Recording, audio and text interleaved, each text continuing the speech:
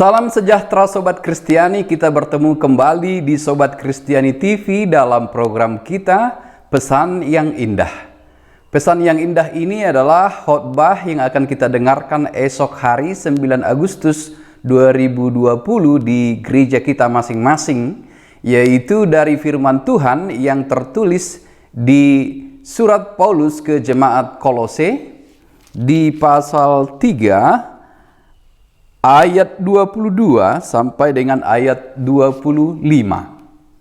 Surat Paulus ke jemaat Kolose di pasal 3 ayat 22 sampai dengan ayat 25 demikian dituliskan. Hai hamba-hamba, taatilah Tuhanmu yang di dunia ini dalam segala hal. Jangan hanya di hadapan mereka saja untuk menyenangkan mereka, melainkan dengan tulus hati karena takut akan Tuhan. Apapun juga yang kamu perbuat, perbuatlah dengan segenap hatimu, seperti untuk Tuhan dan bukan untuk manusia. Kamu tahu bahwa dari Tuhanlah kamu akan menerima bagian yang ditentukan bagimu sebagai upah. Kristus adalah Tuhan dan kamu hambanya. Barang siapa berbuat kesalahan, ia akan menanggung kesalahannya itu, karena Tuhan tidak memandang orang.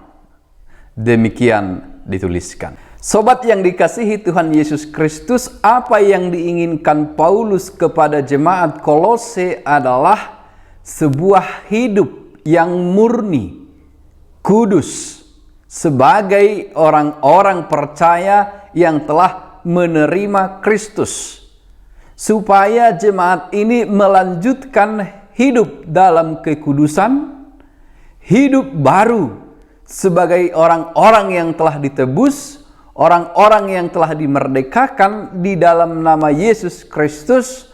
Dan Paulus menasehati mereka untuk berperilaku, untuk berbuat, berkata-kata sebagaimana manusia baru, sebagaimana orang-orang kudus, sebagaimana orang-orang yang telah ditebus.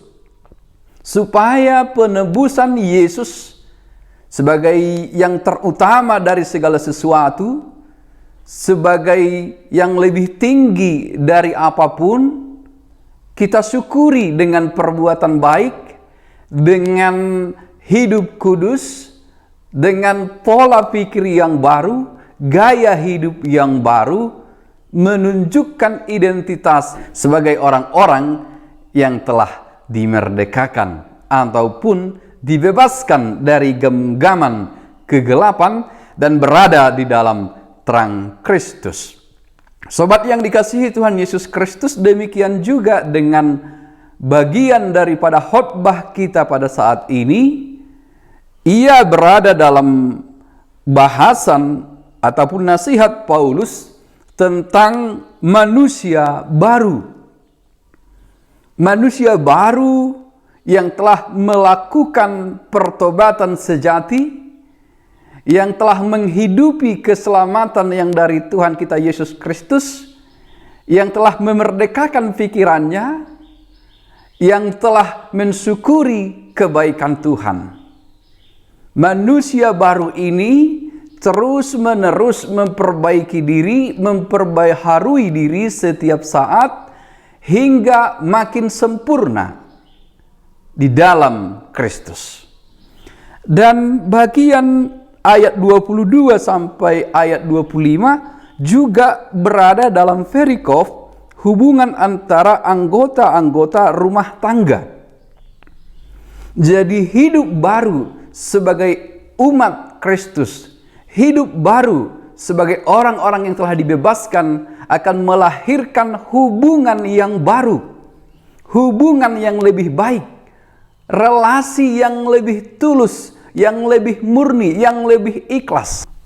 Manusia baru itu memperbaiki hubungan, baik hubungan dalam rumah tangga, baik dalam hubungan suami istri sebagai keluarga, anak, tetapi dilanjutkan dengan hubungan hamba dan Tuhan.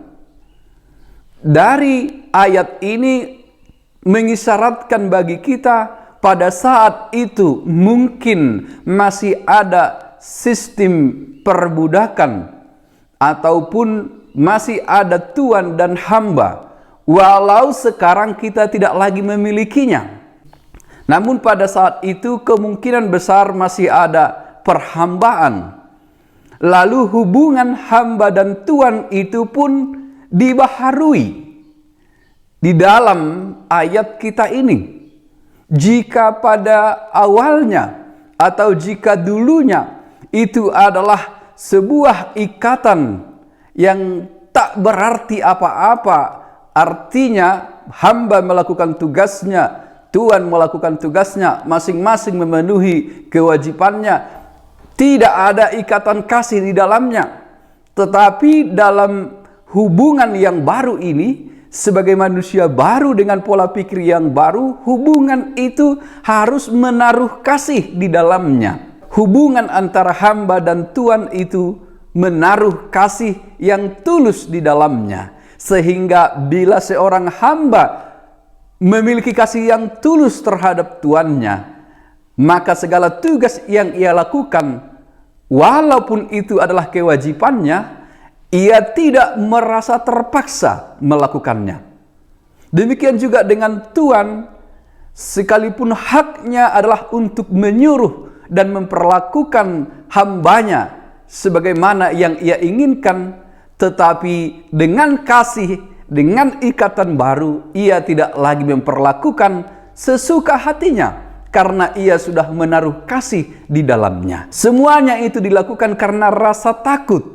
Artinya rasa takut hormat kepada Tuhan, kepada Yesus, kepada Tuhan kita yang telah memberi kehidupan bagi setiap orang. Makanya disebutkan, hai hamba-hamba, taatilah Tuhanmu yang di dunia ini dalam segala hal, jangan hanya di hadapan mereka saja untuk menyenangkan mereka, melainkan dengan tulus hati karena takut akan Tuhan. Sebab Tuhan tidak melihat rupa, tetapi melihat hati. Harus ada ketulusan di dalamnya. Menyangkut pekerjaan, bila kita menaruh cinta pada pekerjaan itu sendiri, ataupun bila kita melakukan satu pekerjaan dengan sepenuh hati, tanpa terpaksa, tanpa merasa itu adalah kewajiban yang harus dilakukan dan mesti dilakukan, tetapi ada kegembiraan, ada sukacita dalam melakukannya, niscaya pekerjaan-pekerjaan itu juga akan lebih baik. Sebagai Tuhan juga, ia harus memiliki hubungan yang baru dengan hambanya. Karena mengingat Tuhan yang telah memerdekakan semua orang. Bila kita kembali pada awal penciptaan, dikatakan bahwa setiap orang dan seluruh manusia diciptakan segambar dengan Allah. Rupa Allah ataupun kesegambaran Allah ada dalam diri setiap orang. Apakah ia hamba atau tuan? Dan semuanya juga ditebus dan dimerdekakan oleh Kristus. Penebusan Yesus adalah untuk semua orang, baik itu sebagai hamba ataupun sebagai tuan. Maka percaya akan hal itu, ataupun menghidupi pengajaran penebusan itu, membuat kita menghasilkan sifat-sifat yang baru dalam relasi dengan semua orang, dalam relasi dengan Tuhan. Sebab dikatakan orang yang mengasihi Tuhan harus mengasihi saudaranya, memperlakukan seperti dirinya sendiri. Lalu pesan yang indah daripada nats kita ini, yang pertama adalah milikilah ikatan yang baru dengan setiap orang karena takut akan Tuhan, yaitu ikatan kasih. Karena ikatan kasih ini lebih sempurna. Yang kedua, setiap kita melakukan pekerjaan, lakukanlah itu dengan menaruh cinta ataupun menaruh kasih di dalamnya. Bila kita seorang pekerja yang harus melakukan kewajiban kita, lakukanlah dengan sukacita tanpa terpaksa.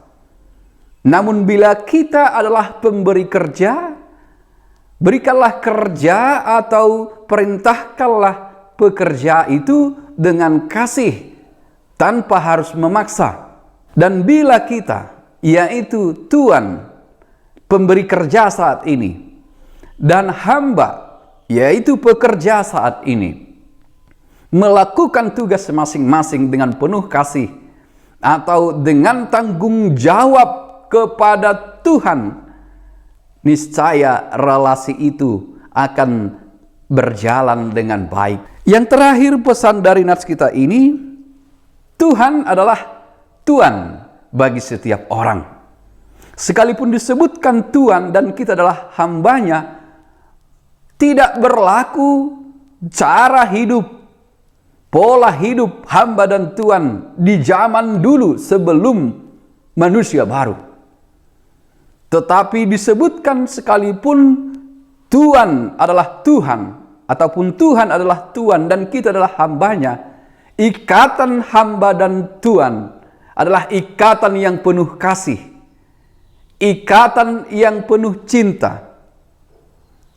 Disebutkan demikian supaya kita memiliki rasa hormat dan takut kepadanya, karena memang ialah pemilik sejati kehidupan kita. Tetaplah bersukacita dalam mengerjakan apapun, sebab kita melakukannya untuk Tuhan.